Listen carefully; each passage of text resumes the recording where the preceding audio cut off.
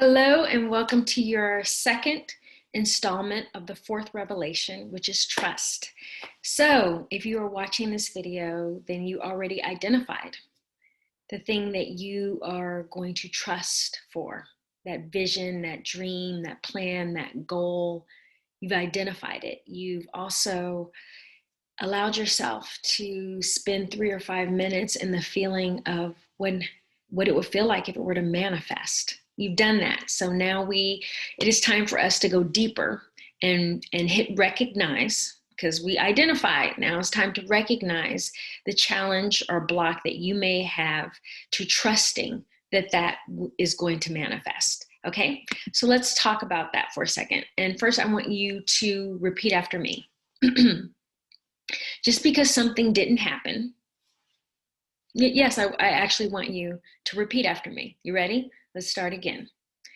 Just because something didn't happen doesn't mean it's not going to happen now. Again, just because something didn't happen doesn't mean it's not going to happen now. Okay, repeat after me. Just because something never happened before doesn't mean it can't happen now. Again, just because something never happened before doesn't mean it can't happen now. Repeat after me. A story I didn't write the ending to can still be a beautiful story. Let's say it again. A story I didn't write the ending to can still be a beautiful story. Repeat after me. Just because I've never done it doesn't mean I can't do it if I'm open to a story I didn't write the ending to. One more time. Just because I've never done it doesn't mean I can't do it if I'm open to a story I didn't write the ending to. Last one. Just because I've never done it doesn't mean it's too late to do it in a new way. One more time. Just because I've never done it doesn't mean it's too late to do in a new way. Bravo, bravo. Okay, so let's go through those. So first I said, just because something didn't happen then doesn't mean it's not going to happen now. So I want to share two stories about that, as I do. So just because something didn't happen then doesn't mean it's not going to happen now. So I've told you that I'm a political blogger. So I've been blogging for years. When I first started my blogs and I would write, I would get a lot of kudos from friends and family, but that was it. Nobody was really reading my blogs or checking for my post or the things that I put down. And so I was blogging, I guess, for my own joy because, well, it was for my own joy, but also because I'm very passionate about the things that I write about. But I kept consistently blogging. I keep doing it, even though nobody was really, I get hit here, hit there. And this went on for a few years.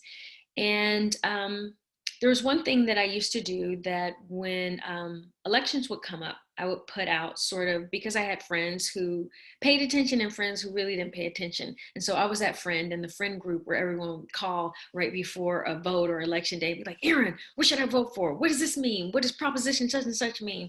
And so I started getting in the habit of putting out a voter recommendation guide. So I stopped. I stopped doing it because life was happening. I was busy. I was doing 12,000 other things. I was still blogging, but I didn't put out the guide. I had a good friend call and she was like, hey, I really need you to do that guide. And I was like, oh, really? She was like, yeah, I need you. Go ahead and put it out because I don't know. Too many issues. I'm busy. I don't have time. Can you do one? And I said, okay, well, I'll do it as a form of my blog. So I put it out. And then next thing you know, people started sharing it, and people started liking it, and people started talking about it, and it became very popular. And then I started getting calls to be a guest political pundit on streaming shows and podcast shows and all of these things. I had been, none of my blogs, I've been faithful all these years doing it, but it was that one thing that I did for a friend that I put out that kind of set like fire, and then got me into a space that I had been yearning to be in and wanting to speak in and, have a platform in. And a door was open, but it wouldn't have been open if I hadn't been open to just believing that it could happen. Just because it didn't happen those first few years didn't mean it was never going to happen. It just meant it was going to happen at the right time. So it happened at the right time at that time. And like I said, it led to other things. I had another thing. I created a show for baby boomers because I love the baby boomer group. My mom, it was inspired by my mom, how she is with her friends. They're still very outgoing. If you know baby boomers, or if some of you are baby boomers who are watching this, you guys age differently than the great generation, which was my grandparents' generation. And so you guys are still very active, and you're still out doing things and exploring. You're still a viable group. And so I wanted to create a show around that viability to speak to my love for baby boomers and baby boomer culture. And so I knew that the show needed a host, and I saw this comedian, great comedian, and he iconic. And I thought, okay, he's the person for this show. He's the guy who should host this show, right? And so my producing partner, we were like, yeah, he's perfect. And so I thought, okay, well, we'll get in touch with him some kind of way. We're always 6 degrees of separation from somebody, and we'll pitch him the show, and he'll love it, and it'll be great. So 2 years later, still trying to get in touch with him. Every meeting or everything, it just kind of fell through. It never happened. And so I didn't get discouraged. There were some moments where I was like, wow, this is really harder than I thought it was going to be. And so, but I kept pursuing other shows, kept pitching other shows, kept doing other things, and kept that show close to my heart, but to the side, because I knew he was the guy, right? So finally, we met somebody who knew somebody, and it happened. And we got our meeting with him. But it took about 2 years. When I had the meeting with him, he absolutely fell in love with the show. He was on board from the very beginning. And we were able to pitch it to the network. And the rest, as they say, is history. So that show's on hold right now because of everything that's going on in the world. But I don't know when you're watching this video, but there's a lot going on in the world right now as I tape this video. So some shows have been put on hold. That said, if I had decided that those first couple times that we weren't able to reach out to him, we weren't able to get in touch, the meetings that seemed like they were going to go somewhere and then didn't go, because there's a lot of that in the entertainment industry. You get excited and you think this is about to happen, and then nothing happens. And then all of a sudden something does happen. But if I had decided, because it didn't happen then, that it was never going to happen, I would have missed out. If I had stopped blogging because nobody was clicking or liking or paying attention to my blogs, then I would have never gotten to the place where that one blog that I wrote, recommending certain things or breaking down certain policies and propositions that were on the ballot. I never would have gotten to that space, and people wouldn't have my blog wouldn't have gotten more popular. So stay the course. And it doesn't always happen overnight, but just because something never happened doesn't mean it can't happen. Well, the first one was, just because something didn't happen then doesn't mean it's not going to happen now. And my political blog and the show I created for that comedian, great example of that. The second thing I asked you to say was, just because something never happened before doesn't mean it can't happen now. Well, why can't you be the first? There always has to be a first. There always has to be a first. Before Venus and Serena stepped onto a national stage in tennis playing, we hadn't seen African-American women be that prominent in tennis. They were the first to take it to that level. Before Eleanor Roosevelt, we hadn't seen a woman partner with her husband, who was the president at that time, FDR, and go out and help his administration helped progress his agenda, because that's what Eleanor Roosevelt did. She's one of my favorite. I love her. She's one of my icons, and she went out and she fought for the rights, for civil rights. She made sure Marianne Williamson, who at that time, because she was African American, wasn't allowed to sing, she made sure that she had the opportunity to sing at our nation's capital. She she progressed his agenda, and we'd never seen before a first lady take an active part in her husband's administration like that. And Eleanor Roosevelt didn't care that it had never been done. She was going to be the first, and she did it. Before Neil Armstrong walked on the moon, nobody was on the moon. So just because something never happened doesn't mean it can't happen now. It just means you might have to be the first. Maybe you're first in the family to go to college. Maybe you're first in the family to start a business. Maybe the first in your family to whatever that thing is. But just because it didn't happen before doesn't mean it can't happen now. I also asked you to say a story I didn't write the ending to can still be a beautiful story. I think by now in the Dunes you have read about STEM, looking at the time. I think by now you've read about STEM, and STEM is a play that I did with my girlfriends. And when we began to do the play, we were in our late 20s, early 30s. And we did sort of our faith-based version of the Vagina Monologues. The Vagina Monologues was a play where women spoke and did monologues about women's issues. Because we were Christians, we decided to do that in a faith-based way, right? So we did this play, and it was very successful. We toured the country with it. It resonated with people. It's what I shared when I was on stage, when I shared in the last video that I shared that I had an eating disorder when I was younger. I did a monologue about that. We all did monologues about things that were traumatic. We all did monologue about comedic monologues about things we made mistakes about, and we did monologues about victory, things that we overcame. So we did that, like I said, in our late 20s, early 30s. So in our middle-aged years, I sort of got the gang back together, you can say.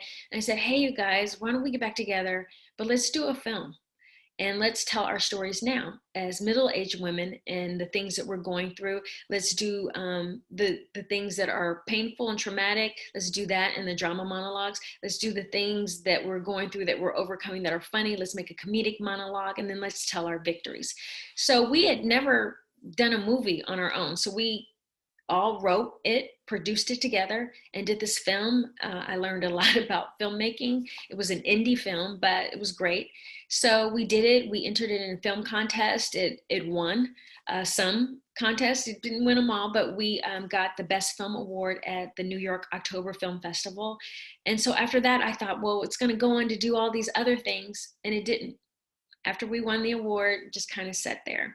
And I was like, why do we do all that stuff and it didn't go on to this dream that I thought, the dream ending, the story that I created, that I dreamed that, STEM would go on to be. So it didn't do those things. Then years later, after I started creating and producing my own content, I, had access to different things that I didn't have access to when I brought the gang back together and we created the movie for STEM. So I thought, wow, we still have that movie that's kind of on the shelf that's still relevant because we're telling our stories. And we also actually included in the bonus footage the play. So you get the play where we're in our 20s and 30s and as bonus footage, and you get the film where we're in our middle-aged years telling our stories now. So I got opportunity to get the film widely distributed. What is it with my words? I don't know. I got opportunity to get the film distributed internationally. So now the film is in Africa. I think it's in Brazil. I think it's in Sweden. And then because I got that opportunity for us to get it distributed internationally, it opened doors for us to get distributed on streaming channels here in the States. So I say that to say, that's not the story I had planned for STEM. That's not how it was supposed to go. In my mind, back then it was supposed to be one thing and it was supposed to lead to all these other things. It didn't, that's not how it happened. But be open to a story with an ending that you didn't write. We never got rid of STEM. We just put it on the shelf. We were kind of disappointed and sad that it didn't go to what we thought it would be, but it was still there. and I never forgot about it. So when life and God gave me another opportunity with other things that I was pursuing, I said, hey, STEM could still be something. So be open to a new ending to your story, right? Okay, so the last thing, look on my list that I had you say was,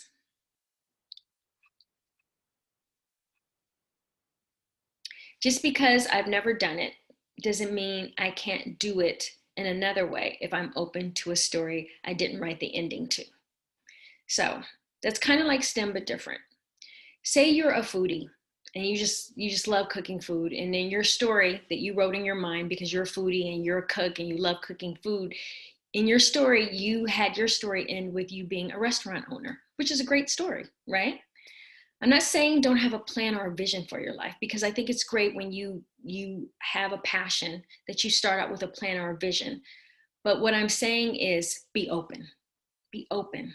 Sometimes it's okay to know what your passion is and allow your passion to take you to its best fit. Let the fit come to you, right?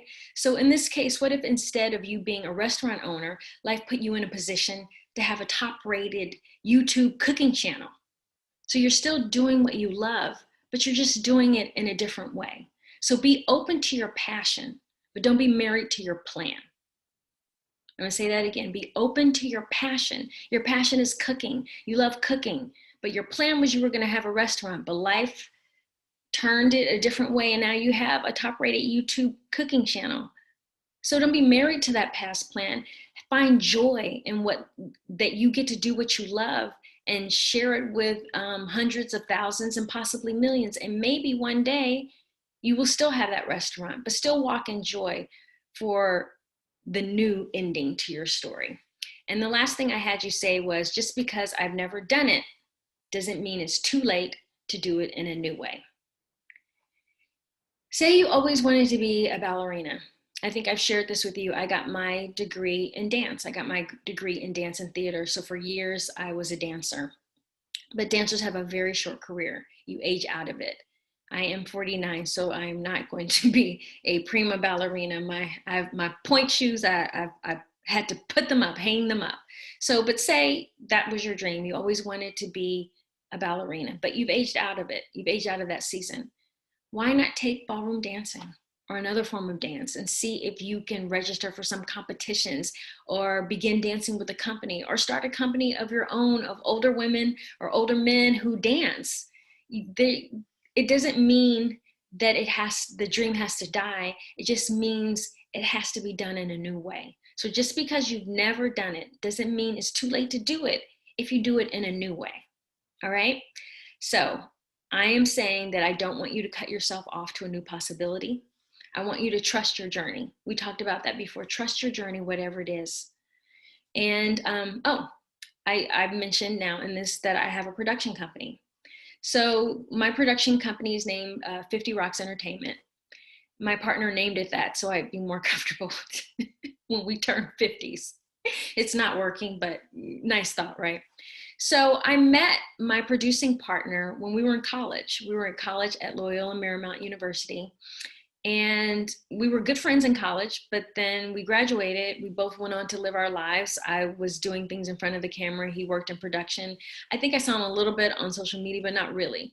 So when I created this idea for a show, when I got into creating content, I knew that he worked at for a network. So I reached out to him and I was like, hey, I have this show and I'm just starting to do this. I want to pitch. Can I send it to you? What do you think?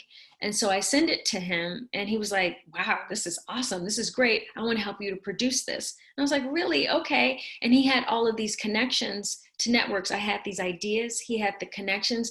And when we kind of married our skills together, it became a production company, and we started pitching and selling shows. So I never thought of that, and that was not a part of the plan when I was younger, what I saw myself doing. I never thought that I would reconnect with him from college and that we'd start this company and do these things. So be open to where life leads you. Be open to new things. It's not going to be like it was, but it can be this new thing that's still really great. Okay? So I'd like to go over your downloadable. and I'm going to come back to that.